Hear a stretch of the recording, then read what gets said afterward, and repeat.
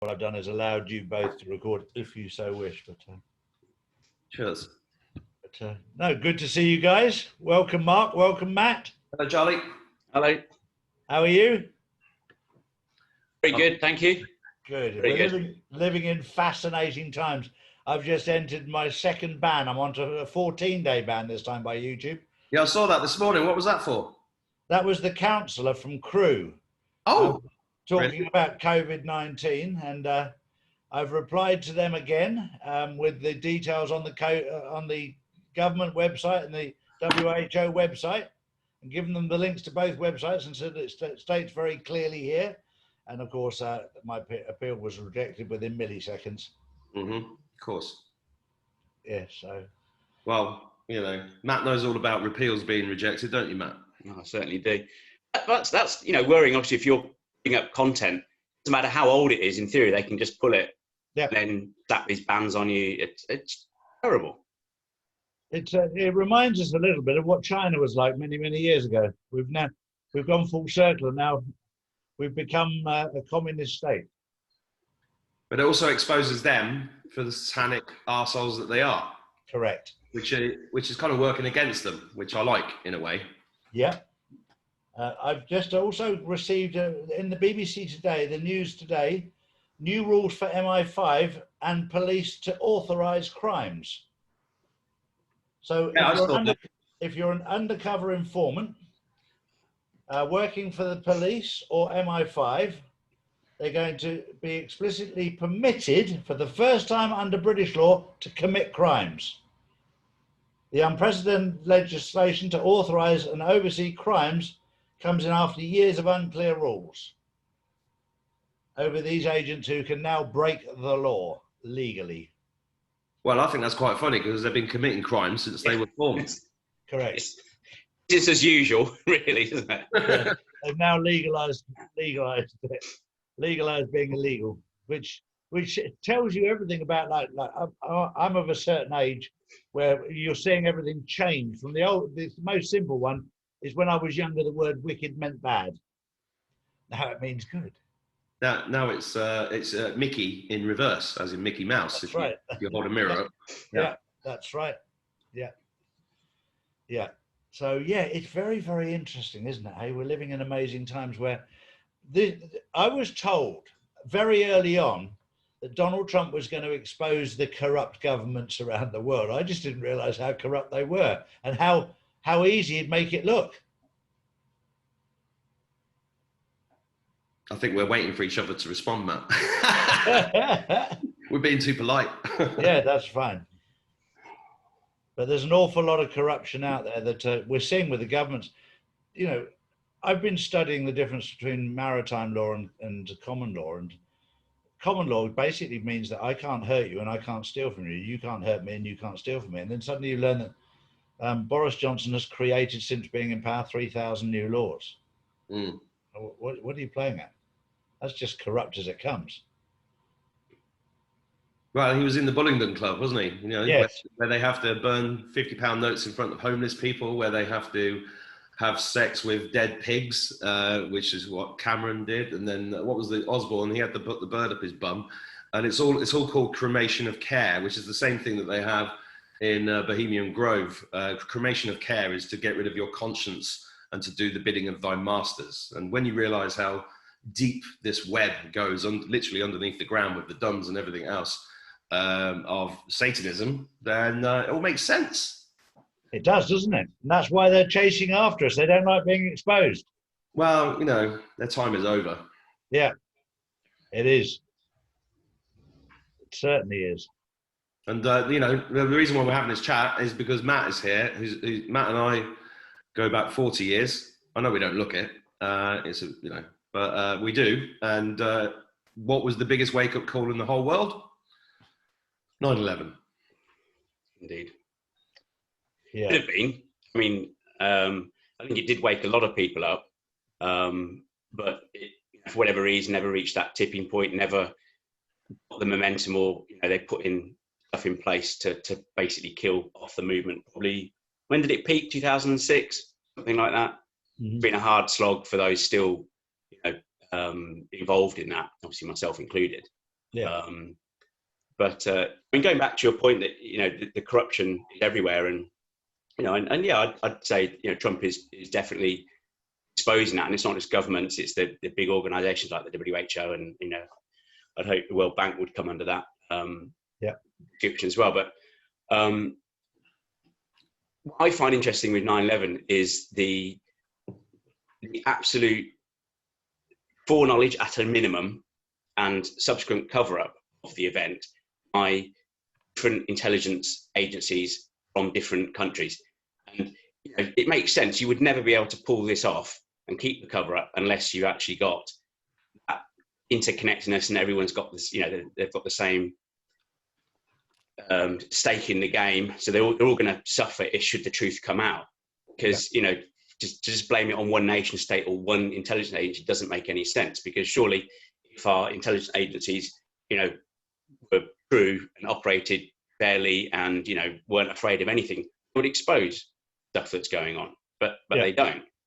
And so, you know, those that just accuse Israel or just accuse the states or, you know, just accuse Saudi Arabia are kind of missing the point that they're all connected.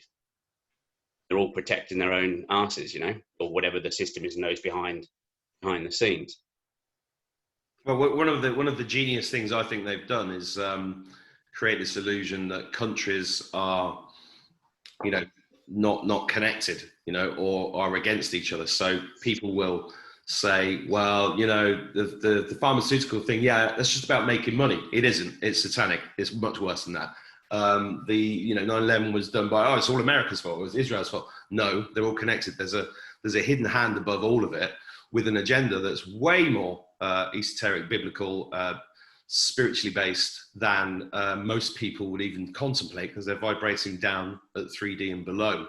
And I think that's one of the greatest tricks they've ever played, you know. I mean, once you rise above that and you see it from a bird's eye perspective, it's like, it's all fairly obvious. But the problem is, you know, I've got my kids' friends here in Ireland. A lot of them don't even know what 9/11 was. They just think it was a plane crash. Yeah. And I'm like, what? You know, this is awful. And I know why. Well, not just here in that in particular. There was an incident in a few years ago when my eldest son had a lesson in a school where they were being taught about 9/11, and they were taught the official story. And my son got kicked out of class for putting his hand up and saying, "What about Building 7, sir?" And the teacher didn't even know about Building 7. Sure. So, you know, there's this pyramidical top-down structure that's really, really powerful, which is why Matt's been campaigning for, what is it, 19 years now? I can't believe it. Yeah. I mean, that's a lifetime to, you know. It's felt like that. I mean, in some respects it's gone quickly, but, you know, it hasn't. For me, it's just like, geez, 19 years, you know, my brother's not been around. But just before I forget your story about your son at school, my middle daughter they got taught about terrorism, and so there's some guidance that there's a charity that was set up in the UK. I use the word charity very loosely, and it has guidelines on how to teach about 9/11, and one of the things that they teach is be very aware of all the conspiracy theories out there. And there's some guidelines on how to deal with if they had some relatives or friends that had been killed, or, you know, if you're a Muslim. And so anyway, you know, the teacher came to go and teach and said, "Does anyone know anyone here, you know, who was killed?" My daughter puts a hand up and says, "Yeah, my uncle." And you know, obviously the teacher's now going, "Oh shit," kind of memorized the guidelines or whatever, and then went through a few phases and then said.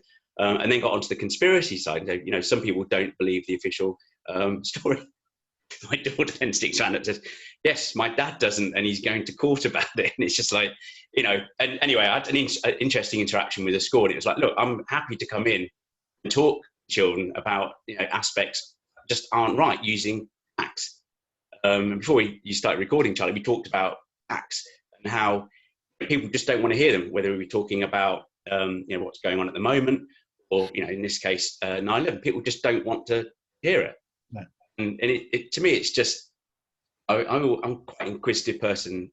That's just how I am, and I love science and stuff. And to not not look at stuff when you've been clearly given something that's like, wow, that's so different to what I've been told or how I feel, or it's just, to me, crazy. I don't know why people don't go, wow, that's interesting. I should go and read a bit more about it.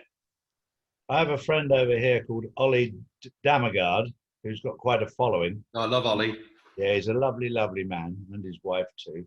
They're a beautiful family. And on September the 11th, his daughter, I think, was about 5 or 6 years old at the time. And when he was sat watching the television, and his daughter said, "What's that?" And Ollie explained to her what it was, and she said, "That can't happen, Dad. That can't happen." Now, a 6-year-old gets it, and yet we just accept what the media say. When a 6-year-old doesn't get it, says that can't happen, and that was a big wake-up call for him in his life, that a young child can see something. And the one thing that's beautiful, I was at the school yesterday dropping off Justin, and there was a little black girl and a little girl from Denmark, white girl. There was not an ounce of racism between those two kids. Nothing. They loved each other. They were playing together. They didn't see anything wrong with it. And that just shows you how we are indoctrinated, brainwashed into division. And what I think is very, very funny is they've failed dismally in dividing black and white. They've failed dismally in Christian and Muslim, Sunni and Shia, Catholic and Protestant. They've failed on every level. So their last desperate bid to divide us is to make us stay 6 foot apart. Doesn't matter who you are. And it is the Emperor's New Clothes, isn't it? You want that child, in adults, to just wake up and see what's in front of them, in front of their very eyes. The other part of the genius is the way they be specific about 9/11. All these different theories came out, where their planes weren't their planes. Was it directed energy weapons? Was it a nuclear thing? Was it controlled demolition? Were they holograms? Blah, blah, blah. And then they just just peppered the internet with all sorts of crap. So everybody's like just too confused, and actually just wears people out. It's like a war of attrition. So it peaked, like Matt said, it peaked in 2006, 2007. Yeah. And then it's just, people just go, and I've said before in other videos that, when I brought it up, my own personal experience, one guy just literally put his fingers in his ears and started going la, la, la, la, la. And I was like, what are you doing? He said, well, you're going to change my whole, my whole understanding of how the world works. And I said, well, isn't that a good thing? I just don't get it. Another guy tried to lump me. The only reason he didn't is because his wife held him back. And that's what you're up against. And then people just it's so, now it's 19 years ago. This is why I think it's so important to keep talking about, because it was so visual. It was so big. I mean, it's, coronavirus is big, but 9/11 was, bang, a big bang. We shouldn't forget it.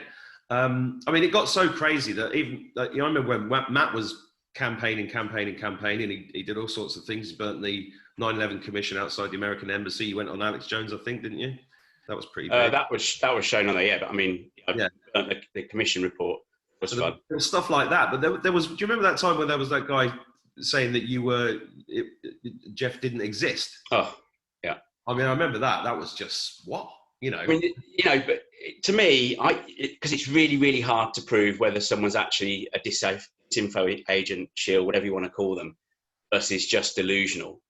But there's nothing you can do.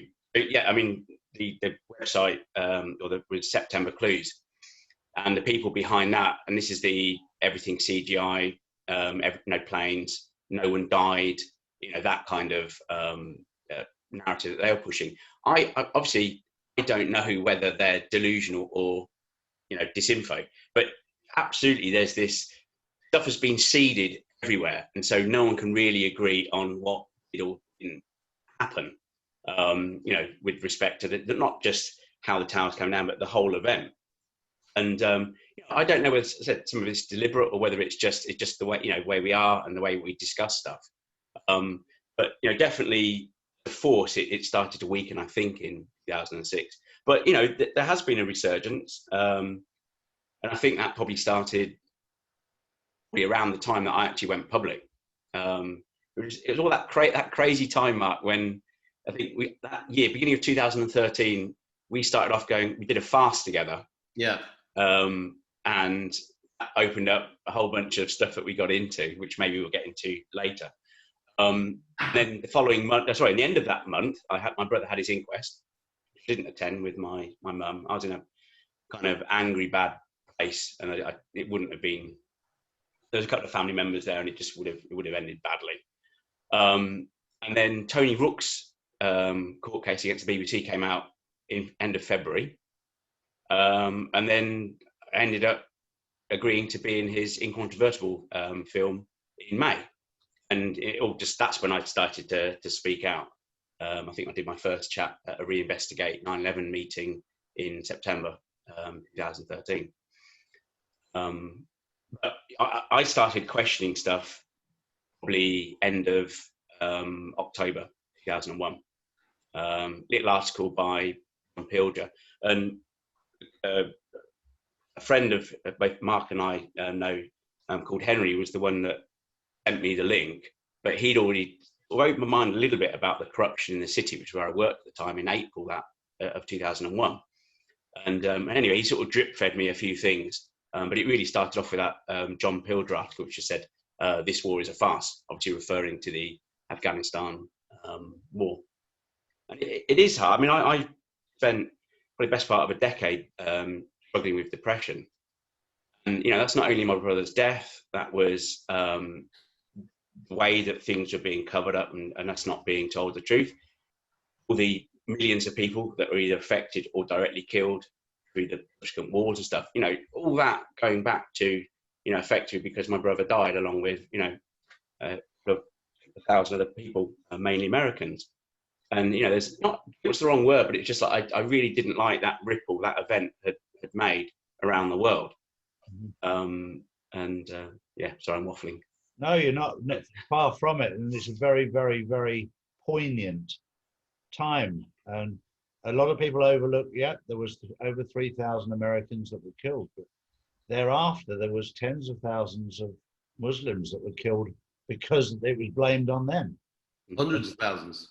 Hundreds of thousands. When you look back to the facts, and this is so poignant because we're not talking about numbers, we're talking about one person, a brother. And this is very important that we don't overlook this.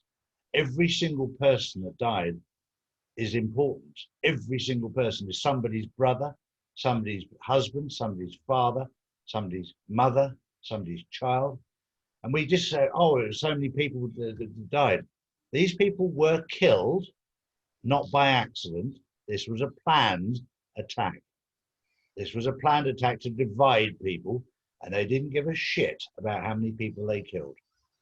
And we need to focus on the one person that was your brother, because to bring it to reality rather than just, oh, lots of people died.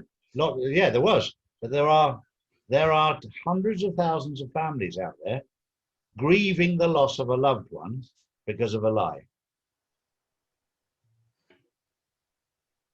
I mean, one of the things that I'm trying to do, and Mark, we talked about it on your show about a month ago, was reopening my brother's inquest.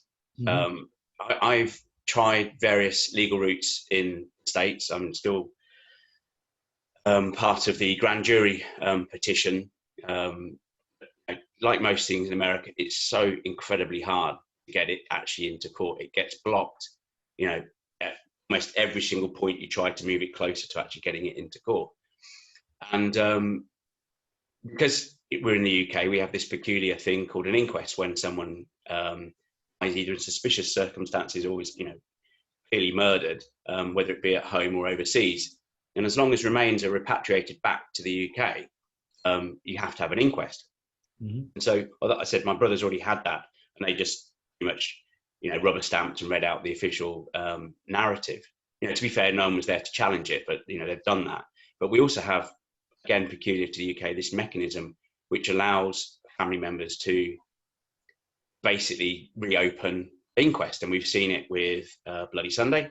We've seen it with Hillsborough. Even after 20, 30, 40 years, you can still get rid of those lies or do your best to try and dismantle that elaborate cover up and the lies that are constructed around the death of your loved ones, and actually try and get new evidence or evidence that wasn't considered into court. And so I'm so lucky through the Organisation of Architects and Engineers and through their supporters, the money's been raised to pay the barrister in the UK to actually petition the Attorney General to direct my brother's inquest. And whether it's a blessing or not, the scope of an inquest is so narrow. It's just who the person was, where, when, and effectively how did they die. And so the scope's really, really narrow. In some respects, we were talking about there's so much different theories about what went on and what didn't go on. I don't need to focus on the whole event. It's very much focused on how those hours, the official story is it's the plane crash impact, and jet fuel basically caused the collapse of the towers, which either directly or indirectly killed my brother. Mm-hmm. And so I'm just basically saying no. The evidence and the substantial amount. I mean, the barrister nearly fell over when he looked at the level that was there, because it's way above what's needed to convince the Attorney General to reopen the inquest. Sure. Tons and tons. That's first responder testimony, which they had but didn't consider in any of their investigations. And it's like, it's a testimony of about 500 firefighters, ambulance people, whatever. And 120, 160 of them basically talk about explosives going off both before and obviously during the collapse. So anyway, so it's a narrow scope. It helps us, and it's basically a foot in the door, and then hopefully it'll become a crowbar and just blow things up. And one of my hopes is basically for family members, because most of the power lies with us. Yeah. Go get MPs, court system, whatever, is to get them to wake up. Should we actually change the verdict of how he died? It's through explosives, not through the natural collapse. I can give you. There's nothing natural about it. I mean, you've seen it, Charlie, Mark. You've obviously seen it loads of times.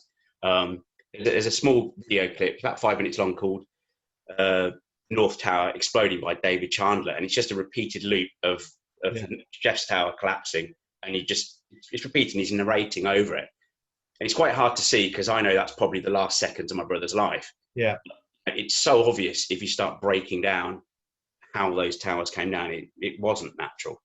It's not what you'd expect in a natural building collapse. I can give you some good news, Matt.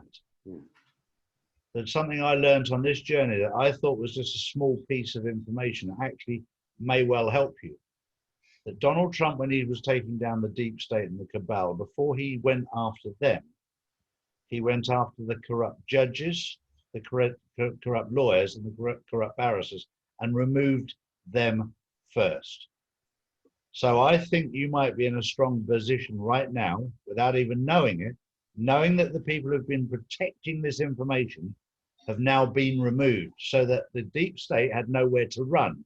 This is why they took the head off the dragon, which was the Venetian family, first.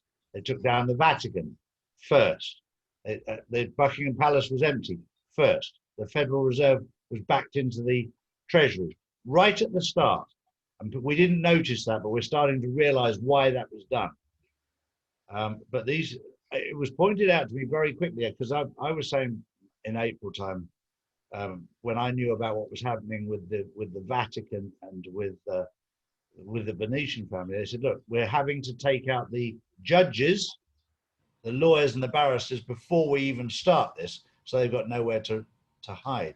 So I think that inadvertently will help your case, knowing that the judges and the barristers now that are in positions of power are probably on the same side as you. I think the timing's right. I mean, it's been weird for me. I was, I think it was 2015. I was really chomping at the bit to try and start this process. And I started my own crowdfunder and stuff. And the barrister I'd found about 5 years ago, and he's an interesting chap in terms of next month he's representing some of the Lord Janner abuse victims, and he's just done some interesting stuff. This guy, I stopped doing stuff in 2015. I really wasn't in a good place to carry on, because it is quite mentally stressful and it is totally absorbing. You know, if you're doing something, I guess it's like, it's no different to work. You know, you focus and you want to do a good job. It just totally took over my life. And so I backed off, and I kind of resisted it for, I'd say, at least 2 or 3 years, not even entertaining the idea of going back into that world again. Mm-hmm. And it's only really this year where I think probably around March, you know, I had an exchange with a guy I'd kept in contact with over in the States, and it was like, look, we could do this and we could do it really quickly. And you know, I was holding off, and I was like, oh, I don't know. I want to wait until the 20th anniversary. I wanted to draw a line in the sand. It was just like, I've got to stop with all this 9/11 stuff. And then it just happened so quickly, you know, in terms of raising the money, re-engaging with that barrister, him just going, bloody hell, you've got such a strong case here, you know. But for him, just to go back to the inquest, it says the bar that we've got to go over, sorry, no pun intended, is so low, really, we're just way over it. So the Attorney General, if they truly are, you know, non-partisan, whatever the expression is, very independent and not biased, they should push it up to the High Court. And then using the same law, the High Court should push it the Coroner's Court. He can't find a case, we're not 100% sure, but he's trying to find a case where the Attorney General has given his or her authority to the High Court, and the High Court's gone no and pushed it back. So it's that Attorney General we've got to hit. Once she goes yes, that's it, it'll end up being in court. And, you know, that's where it's going to get very interesting. But yeah, timing wise, absolutely there's corrupt people. I mean, there's a chap, Hellerstein, the judge in the States. I mean, he's very old. I don't know if he's died, but, you know, must be in his late 80s. Almost every single piece of litigation, whether it be through public members, family members, blocked it all. You know, he's never got into court.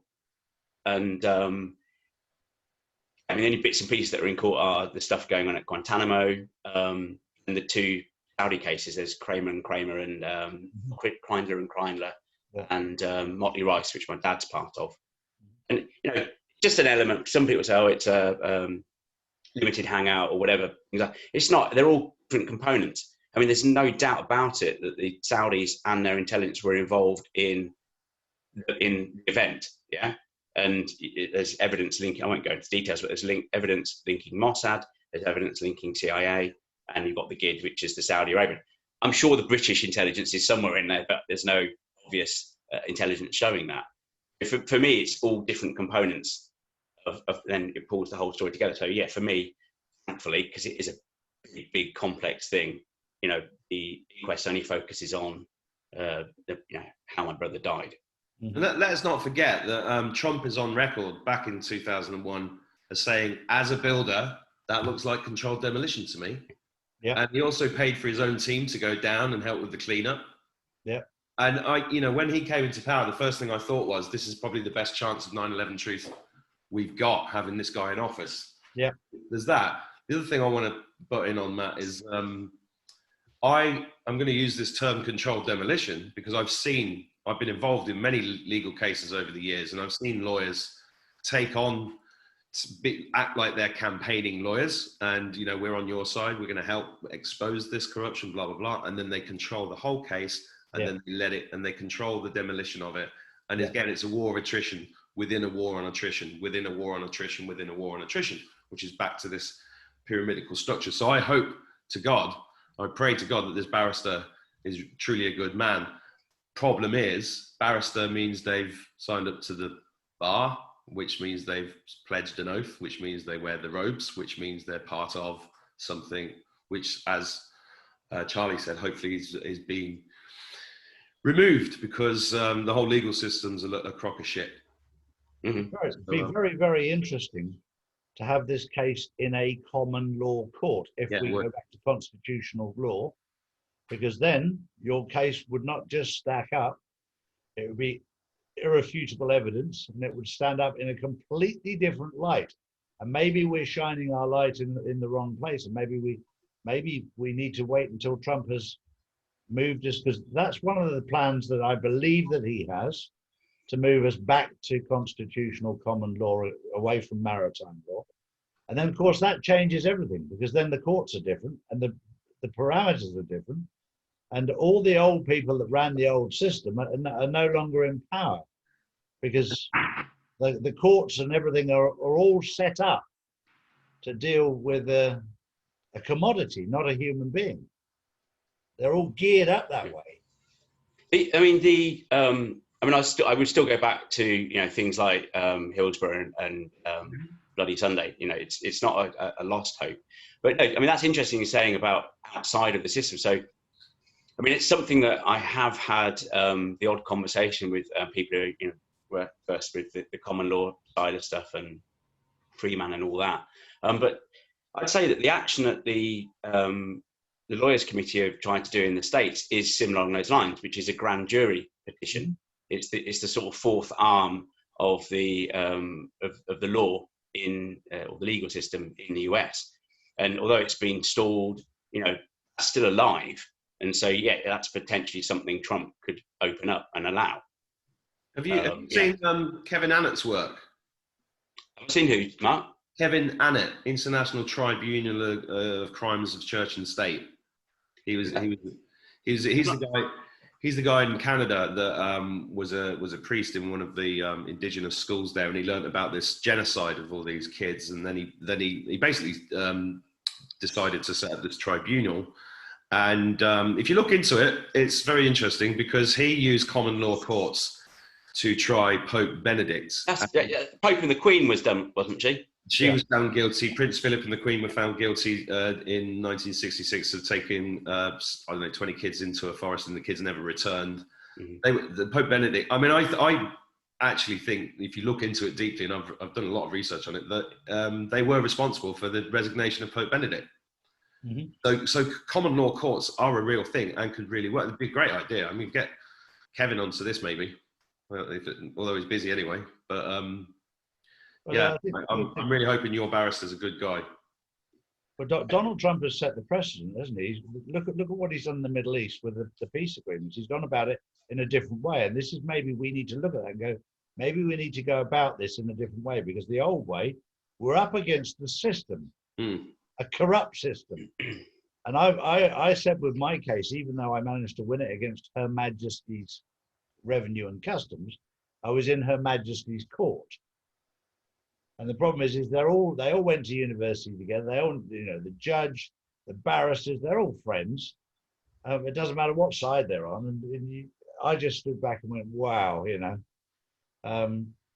the whole system. And in your situation, when you've got a corrupted system, which, look, Donald Trump has made it very, very clear. He's going to drain the swamp. The swamp is an awful lot dirtier than I ever imagined. I had no idea. And that swamp has been the same swamp that's been blocking you finding justice, and along with thousands of other people finding justice. And I believe that he is getting rid of these swamp rats who've been stopping everything, so that whatever way it is that we can move forward in the future, I think those doors are beginning to open. But he will need to drain that swamp thoroughly, which I believe he's doing, so that we can move forward and get closure and get honesty as much as anything else, get honesty as to what happened. Whether we'll know the whole truth, I doubt very, very much, because there's far too many people involved and many, many countries, as we alluded to earlier. But it'll be interesting to see. I know that Donald Trump is probably the only man on the planet that could do it, because he's not taking a wage, so he can't be controlled by the people that used to pay the wages of the president. And he's incredibly well protected right now by the team that's around him. But I really, really hope, especially in your specific case, Matt, that you can get closure, because that's what you're looking for: the truth and closure. It's not going to bring my brother back. No. Like I said, I've struggled a lot over the last 19 years of just dealing with cover up, not getting to the truth, and like I said, all the subsequent deaths that have come from that. And that even goes as far as the first responders and people who helped with the clear up after being told that, you know, the air's fine, it's nothing wrong with it. They absolutely knew those buildings were riddled with asbestos and, you know, other contaminants that have basically caused more deaths. I think it's approaching the number of deaths that actually died on that day. This is from lung disease and other issues that people, and cancers that people have had, you know. Well, that's why I think anybody watching this needs to understand this is about Geoff and that, but it's 9/11 affected every single one of us on the planet, right? Like Matt said, ripples in the pond through time. Every single one of our lives has been affected to some degree. To me, Matt has been an absolute legend, standing up and facing the flak. And I do believe that there's been a couple of attempts on his life, and you know he's protected because this is the whole. If you look at, have you seen Charlie Freak's interpretation of 9/11, Charlie? I haven't done, no, but it'd be interesting. Have you seen that, Matt? Because I only saw it the other day, and I was like, "That's really interesting." Because he said the number 9 is God energy, and 9/11 was about destroying God.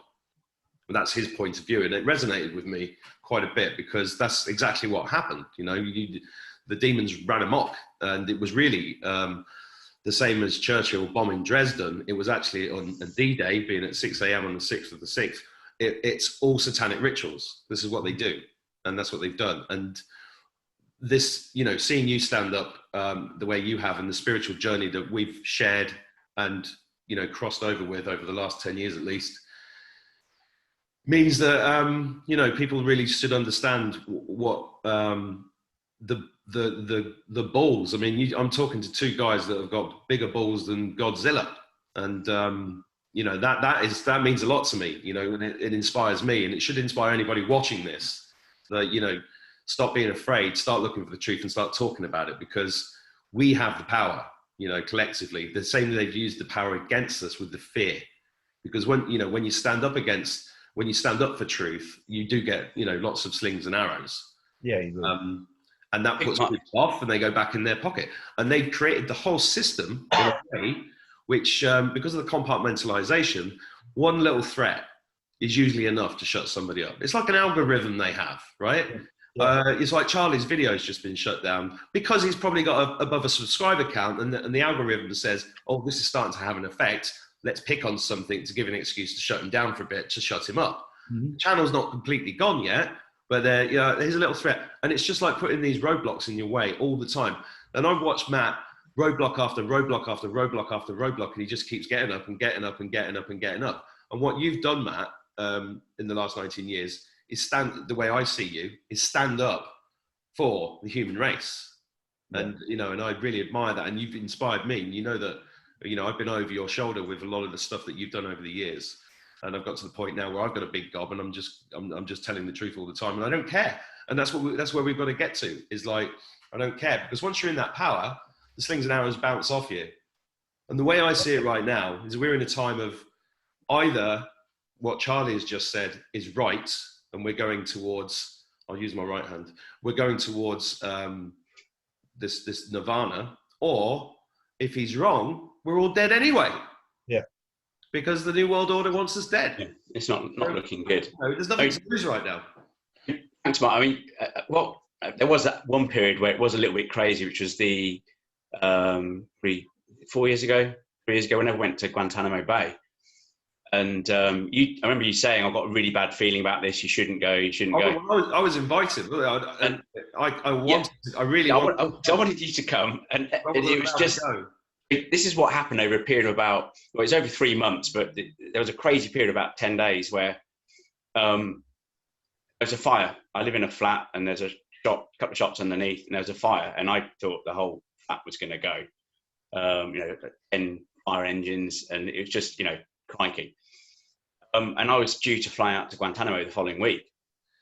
And then a few days beforehand, it was like, no, it's been cancelled because Hurricane Matthew, oddly, was basically heading towards Guantanamo. And so they actually shut down skeleton crew there for a week, and then the hurricane passed.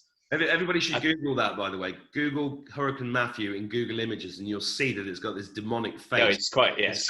Picture. Pretty bad face, yeah. So, and then so it was rescheduled, and I think it was 2 months later, or end of November. think it was a month. Anyway, yeah, end of November, beginning of December. I flew out there. Very surreal experience for 10 days, both in amongst the military, down at Guantanamo. It was all just a bit crazy. Anyway, I came back and I got pneumonia. And I think at that point I was thinking, shit, Mark's probably right, because, my flat nearly burnt down 2 months before, and then I had pneumonia, which did concern me. It was just like, Christ. My wife, though, my caring wife, said, first thought that went through her head is just before Christmas, went, who's going to cook Sunday? Who's going to cook Christmas dinner? Bless her. That was probably the two that I remember. And I don't necessarily know whether someone's trying to kill me. It's just, and whether they're being channeled to do that, or whether it's just the energy affected me. But that was kind of a bit hairy. The fire could have been bad. Sure, I was in the flat at the time. That's my daughter.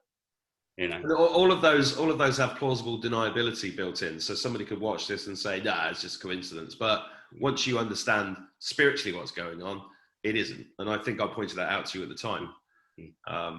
That they were trying to nobble you. I'm still here fighting. Well, funnily enough, I was driving my car the other day, and some guy pulled up and said, "There's loads of diesel pouring out the back of your car." And I was on the motorway, and I was like, "What?" So I had to pull over.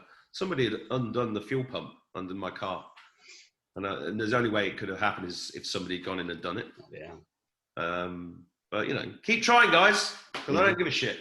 Yeah. I can tell you from the bottom of my heart, Matt, I'm very, very proud of you for what you've done in the last 19 years, because I've only been doing these videos for 5 or 6 months, and it's, I get a fair amount of abuse and attacks and one thing or another, but I've got very, very thick skin and I keep fighting. But 19 years is a very, very long time. But then you have love in your heart for your brother. So that's what keeps us going, the love in our heart. I lost my eldest son, my firstborn son, 11 years ago. And I can sympathize with the feeling of loss, because it lifts you inside to fight, to stand up and fight against what's wrong. My son was killed in a road accident. It's a different thing altogether, but it's amazing. There's been times in my life where I lost, like you, we talked about it earlier, where I lost my direction when it came to my connection with God. I lost my direction without a shadow of a doubt. And I sometimes find it very comforting to be able to talk to my son knowing he's next to God, rather than talking directly to God. And that just gives me a little bit of comfort. And it gives me a lift to think, well, I say to Lee, look, just have a word with God. You're right next door to him, and ask him about this. And for some reason, it just gives me that lift inside when you're fighting against the elements out there. I'm connected with God, but through my son, because he's there with him. And I just find that, it gives me a certain peace and a certain connection. But I take my hat off to you. 19 years fighting, one hell of a battle. So much respect for you, Matt. So much respect from the bottom of my heart. Thanks, Charlie.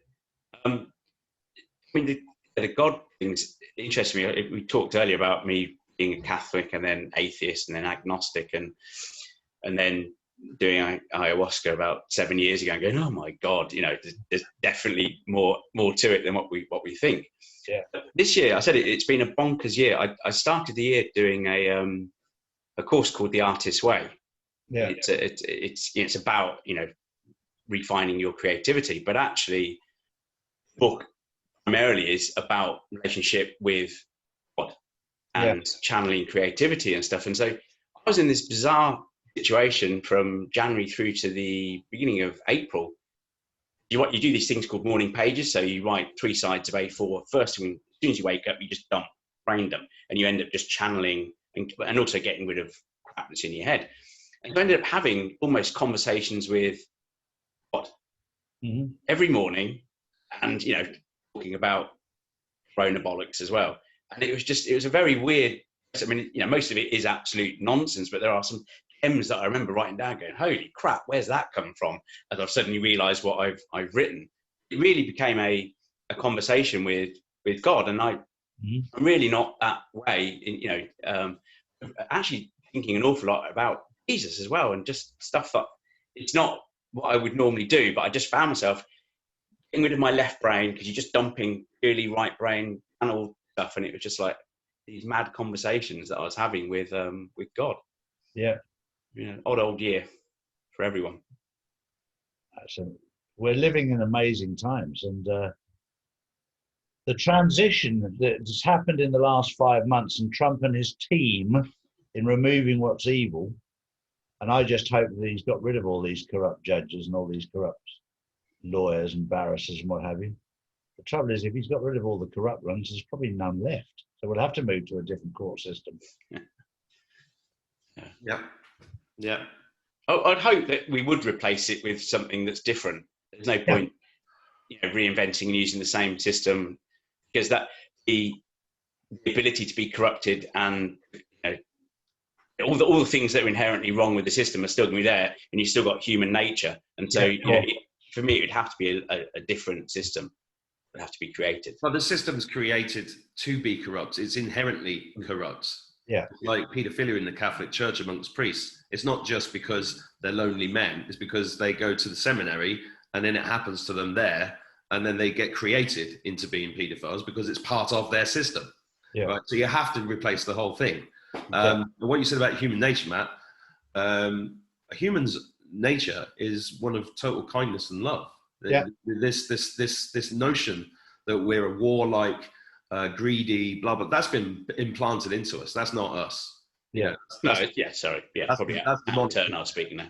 That's demonic possession and control, right? And that's what's got to be removed. Is that frequency? And some people stand up tall and proud and shine like a light bulb, and they're the ones that get attacked the most. But more and more people are starting to shine their light, and the more light there is, like Charlie says, put it into a dark place, we won. Yep. Well, we're winning, aren't we? We're winning. We are. It's a long, hard battle, but we are getting there. And if we continue this fight and we pick up, I wanted it to happen a lot quicker than it has done, and it's been a battle, and I've had to commit myself to getting the truth out there on a daily basis, and it means every day. And every day I admit, if I miss a day, then I feel I've gone backwards, because that fight needs to be continued non-stop, so that we can get the truth out there. Because if we keep shining the light in a dark place, then more and more people will realise the truth. You mentioned paedophilia quite a few times when we've been talking. One of the things that I knew it existed. I'd read certain books about the level of paedophilia that goes on within the establishment. I remember when I first went out to the States with Tony Rook to film Controvertible, and the basic premise of the documentary is I go around and interview firefighters, politicians, police, etc., whether they're current or retired. And I remember being staggered at almost every single conversation I had with these cops from LA and in California, in San Francisco area. First thing they started talking about is it's all to do with paedophilia, and I was kind of taken aback. So I hadn't really made that connection with obviously what had gone on with my brother and the subsequent cover-up and all the rest of it. But so much so that it was almost every single person I spoke to was talking about it. And I mean, Tony Rook, he's a interesting card. He'd be a bit of a mad one to get on your show, Charlie. He's a very strong Christian, but not in a structured religion way. Mm-hmm. But that's what drives him. Mm-hmm. And he wanted to, in his very long documentary, he won't forgive me for saying that, wanted to have a really important chapter called Glue. He wanted to basically cover the role that paedophilia has, and satanic paedophilia has, in not just 9/11, but the way that the world works and the way things are covered up and why things are done. But he chose not to, because he thought for his own, kind of sounds odd, but he thought that was a greater risk than actually trying to expose the crimes of 9/11. Mm-hmm. It's that step more dangerous for him personally as a filmmaker to expose what was going on. He wanted to call a piece of the film The Glue. And I do think it's the glue. It's what holds the establishment together.